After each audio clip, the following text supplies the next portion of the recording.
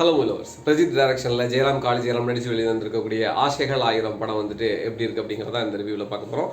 வாங்க பார்க்கலாம். இந்த படத்தோட கதை என்னன்னு வந்து பார்த்தீங்கன்னா, மெடிக்கல் ட்ரிப்பாக இருக்கக்கூடிய ஜெயராமுக்கு வந்து தன்னோட பையன் காளிதாஸ் வந்து ஒரு நல்ல வேலைக்கு போய் தனக்கு சப்போர்ட்டிவாக ஃபேமிலிக்கு இருக்கணும் அப்படிங்கிறத ஆசை.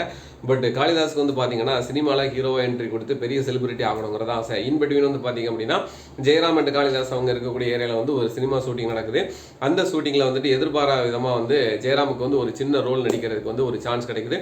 ஸோ அந்த சான்ஸ்க்கு அப்புறம் வந்து ஜெயராம் வந்து சினிமாவில் கண்டினியூ பண்ணுறாரா, மெடிக்கல் ட்ரிப்பாக இருக்கிறாரா, அண்ட் காளிதாஸ்க்கு வந்துட்டு அவர் நினைச்சபடி சினிமாவில் ஹீரோ ஆகிட்டாரா அப்படிங்கிறத அந்த படத்தோட கதை. படம் வந்து பார்த்தீங்கன்னா ஃபர்ஸ்ட் ஹாஃப்ல வந்து செம்மையாக போகுதுங்க, செம்ம ஃபன்னாக என்டர்டைன்மெண்ட்டாக போகுது. அண்ட் அந்த மிடில் கிளாஸ் ஃபேமிலி வந்து நம்ம வந்து பார்த்து பழகி போனால் அதே மிடில் கிளாஸ் ஃபேமிலி தான். 2 பசங்க இருப்பாங்க. அதில் அந்த பையன் வந்து படித்து முடிச்சோன்னே வேலைக்கு போக மாட்டான், ஊர் சுற்றிட்டு இருப்பான். அண்டு செலவுக்கு வந்து அப்பாட்ட காசு கேட்க முடியாமல் வந்துட்டு அம்மாட்ட சொல்லி அப்பாவோட காசு வாங்கி செலவழிச்சிக்கிட்டே இருப்பான். அண்ட் அந்த அம்மாவும் வந்து பார்த்தீங்கன்னா அந்த பையனுக்கு வந்து ரொம்ப சப்போர்ட்டிவாக இருப்பாங்க. அங்கே இந்த வீட்டில் கண்டிப்பாக ஒரு தங்கச்சி இருக்கும். அந்த தங்கச்சிக்கு வந்துட்டு அப்பா மேலே ரொம்ப பாசமாக இருக்கும். அப்பா பொண்ணு சென்டிமெண்ட் வந்து நிறைய ஒர்க் அவுட் ஆகிருக்கும். இப்படி நம்ம வந்து பார்த்து பழகி போனோம் அதே ஃபேமிலி ஸ்டோரி தான், அதே நார்மல் மிடில் கிளாஸ் ஃபேமிலி தான் இந்த படத்துலையுமே வருது.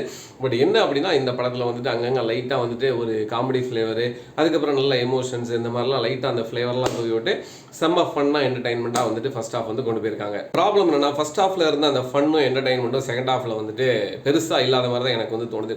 ஃபர்ஸ்ட் ஹாஃப்ல வந்து பார்த்தீங்கன்னா ஸ்டோரி வந்து நேரேஷன் வந்து பக்கா வந்து காளிதாஸ் பக்கம் வந்து போய்கிட்டே இருக்கு.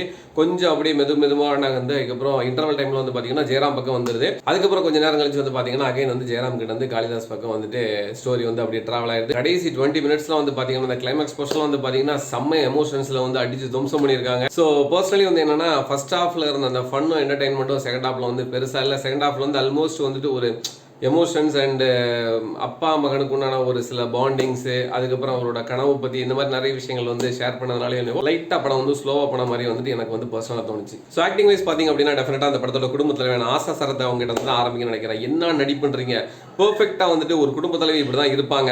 ஒவ்வொரு ஃபேமிலியிலும் இப்படி ஒரு குடும்ப தலைவியை நம்ம பார்க்க முடியும். அந்த அளவுக்கு அவங்களுடைய நடிப்பும் சரி, ஒவ்வொரு சீன்லேயும் அவங்க கொடுக்க முக பாவனைகள் ஆகட்டும், அந்த ஊர்கா சீன்லாம் இருக்குதுலாம் பார்த்தீங்கன்னா ஒவ்வொரு தடவை அவங்க ஊர்கா போட்டு கிண்டிட்டு அந்த பாட்டில் எடுத்து வைக்கும் போதெல்லாம் பார்த்தீங்கன்னா அந்த நடிப்புலாம் வேற லெவலில் இருக்குங்க. அது மாதிரி ஜெயராம் வந்து வளையல் எங்கே காங்கலையே அப்படின்னு சொல்லி கேட்கும்போது வந்து பார்த்தீங்கன்னா ஒரு எமோஷனலாக வந்துட்டு அப்படி பேசுகிற மாதிரி இருக்கும். கண்ணில் வந்து அப்படி கண்ணீர் தழும்பு அப்படி ஒரு சீன் வரும். சம்மத்தியான நடிப்புங்க, வேற லெவலில் நடிச்சிருக்காங்க. டெஃபினட்டாக வந்துட்டு இந்த கேரக்டர் வந்துட்டு பார்த்தீங்க அப்படின்னா எல்லா குடும்ப தலைவிக்குமே வந்து ஆசாசரத்தை வந்து ரொம்ப எமோஷனலாக வந்துட்டு பிடிச்சிருக்கும் அப்படிங்கிறதுல வந்து எனக்கு எந்த விதமான டவுட்டுமே இல்லைங்க. அடுத்து வந்து பார்த்தீங்கன்னா ஜெயராமோட நடிப்பை பற்றி டெஃபினட்டாக வந்து நிறைய பேசலாம். ஏன்னா ஒரு டிப்பிக்கலாக வந்து ஒரு வீட்டில் குடும்ப தலைவன் மிடில் கிளாஸ் ஃபேமிலியில் இருக்கக்கூடிய குடும்ப தலைவன் வந்து எப்படி இருப்பாப்ல அப்படிங்கிறத வந்து மனுஷன் வந்து வாழ்ந்திருக்காப்ல. ஒவ்வொரு தடவை கிக்கர் அடிக்கும் போது வந்து பார்த்தீங்கன்னா அவரோட மனநிலை, அதுக்கப்புறம் வந்துட்டு ஒவ்வொரு தடவை ஒவ்வொரு பொருளுக்கும் செலவழிக்கும் போது பர்ஸ் எடுத்து பார்க்குறது. இப்போ நம்ம ஜிபேல வந்து செக் பேலன்ஸ் செக் பண்ணி நம்ம ஒரு விஷயமா செலவழிச்சிட்டு இருக்கோம்னு வச்சுக்கோங்களேன். இருந்தாலும் படத்தில் வந்துட்டு அவர் ஒவ்வொரு தடவை பர்ஸ் எடுத்து பார்க்குறது, எவ்வளோ பேலன்ஸ் இருக்குன்றதை பார்க்குறது, இந்த மாதிரி ஒவ்வொரு சீன்லையுமே வந்து பார்த்தீங்கன்னா அவரோட முக பாவனைகள், அந்த சிச்சுவேஷனில் வந்துட்டு அவர் எப்படி ஹேண்டில் பண்ணுறாரு, இதெல்லாம் வந்து பார்த்தீங்கன்னா டிப்பிக்கல் மிடில் கிளாஸ் ஃபேமிலியோட குடும்ப தலைவன் எப்படி இருக்கார் அப்படிங்கிறத வந்து ஃபர்ஸ்ட் கிளாஸாக வந்து நடிச்சிருக்காப்ல. அண்ட் இந்த படத்துல வந்துட்டு அவரோட ஆக்டிங்லேயே வந்து பீக் எங்கே இருக்குன்னு வந்து பார்த்தீங்கன்னா அந்த சினிமா ஷூட்டிங் வந்து யதார்த்தமாக வந்து நடந்திருக்கலாம் அவரோட ஏரியாவில். அந்த டைமில் வந்துட்டு ஒரு சீனை வந்து இவரை நடிகைக்கு வந்துட்டு ஒரு சான்ஸ் கொடுப்பாங்க. மனுஷன் வந்து நடிப்பில் சும்மா பட்டே கிளப்பியிருப்பாரு. அண்ட் அந்த சீனுமே வந்து பார்த்தீங்கன்னா செம்மையான எமோஷனலாக இருக்கும். அந்த அளவுக்கு வந்துட்டு இவரோட பெர்ஃபார்மன்ஸ் வந்து இந்த படத்தில் வந்துட்டு வேற லெவலில் இருக்குங்க. அதே மாதிரி தாங்க காளிதாஸ் ஜெயராமோட ஆக்டிங் வந்து பார்த்தீங்க அப்படின்னா டிப்பிக்கலாக அப்பா பேச்சை கேட்காத ஒரு பையன், வீட்டில் வந்துட்டு அப்பா திட்டிக்கிட்டே இருப்பாப்ல, எதையுமே கண்டுக்காமல் இருக்கக்கூடிய ஒரு பையன். அண்ட் ஆஸ் யூஷுவல் வந்துட்டு அம்மாவோட செல்லம் எதனாலும் அம்மா கிட்ட தான் கேட்பாப்ல. அண்ட் அதே மாதிரி வந்துட்டு ஃப்ரெண்ட்ஸோட ஜாலியாக ஊர் சுற்றிட்டு இருக்கிற மாதிரி ஒரு செம்மையான ஃபன்னான ஒரு என்டர்டைன்மெண்டான ஒரு கேரக்டர் தான் அந்த இதில் ப்ளே பண்ணியிருக்காப்ல. காளிதாஸுக்குமே வந்துட்டு அவங்க அப்பாவுக்கு வந்துட்டு ஒரு எமோஷனலாக ஒரு சீன் கொடுத்தாங்க பார்த்தீங்களா இன்டர்வல் போர்ஷனில். அதே மாதிரி வந்து காளிதாஸுக்கு வந்துட்டு கிளைமேக்ஸ் போர்ஷனில் வந்துட்டு ஒரு அழகான சீன் கொடுத்துருக்காங்க.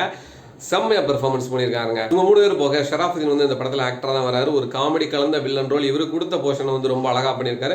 பட் படம் முழுக்க வந்து பார்த்தீங்கன்னா இன்ஷர்ட் பண்ணிட்டு வராரு. அது என்ன ரீசன் அப்படிங்கிறது எனக்கு தெரியவே இல்லை. ஸோ ஆக்டிங் வைஸ் பார்த்தீங்க அப்படின்னா ஆசா சரத் ஆகட்டும், ஜெயராம் ஆகட்டும், காளி ஜெயராம் ஆகட்டும், அண்ட் ஷராஃபுதீன் ஆகட்டும், இவங்க வந்து அவங்க எல்லாருமே அவங்களுக்கு கொடுத்த ரோலை வேற லெவலில் பண்ணியிருக்காங்க. ஸோ ஓவரால் வந்து பார்த்தீங்க அப்படின்னா ஃபர்ஸ்ட் ஹாஃப்ல வந்துட்டு செம்மையான ஃபன் என்டர்டைன்மெண்ட்டோட செகண்ட் ஹாஃப்ல கொஞ்சோண்டு லேக் இருக்கு. அதர்வைஸ் வந்து பார்த்தீங்கன்னா இந்த மூவி வந்து பக்காவான ஃபேமிலி என்டர்டைன்மெண்ட் மூவி தான். அண்ட் இந்த மூவி வந்து நான் சென்னையில் மலையாளத்தில் இங்கிலீஷ் சப்டைட்டிலோட தான் பார்த்தேன். அண்ட் உங்களுக்கு இந்த வாரம் ஃப்ரீ டைம் கிடைச்சது அப்படின்னா அந்த படத்தை வந்து தியேட்டரில் போய் பார்த்துட்டு உங்களோட ஒப்பீனியன் என்ன அப்படிங்கிறத மறக்காம எனக்கு கமெண்ட் பாக்ஸில் சொல்லுங்கள். மீண்டும் இதே மாதிரி இன்னொரு வீடியோவில் சந்திக்கிறேன். டாடா பாய்.